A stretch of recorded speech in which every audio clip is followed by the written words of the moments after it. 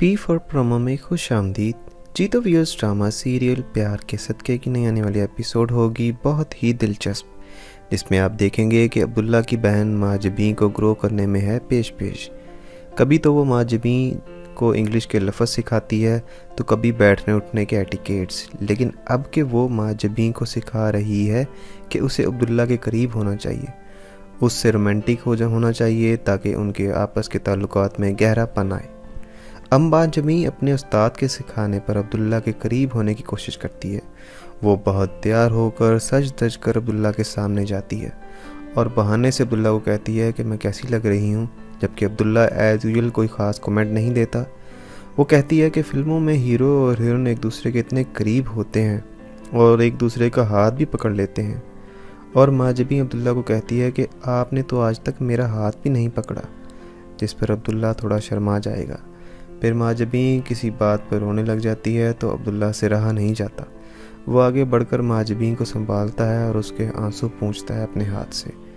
अब्दुल्ला को इतने करीब आने पर माजबी को बहुत अच्छा महसूस होता है, जबकि अब्दुल्ला को फिर शर्म आ जाती है और सरवर साहब से किया वादा याद आ जाता है और वो फिर दूसरी तरफ चला जाता है।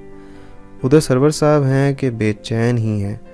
उनकी ये बेचैनी अब उनकी बेगम को काफ़ी समझ आने लग गई है कि उनकी बेचैनी की वजह माजबी है। सरवर साहब ने जब से सुना है कि माजबी माँ बनने वाली है, उनकी तो रात की नींदें उड़ गई हैं। वो अपनी बेगम से कहते हैं कि मुझे तो ये लड़की बहू के रिश्ते में कबूल ही नहीं है।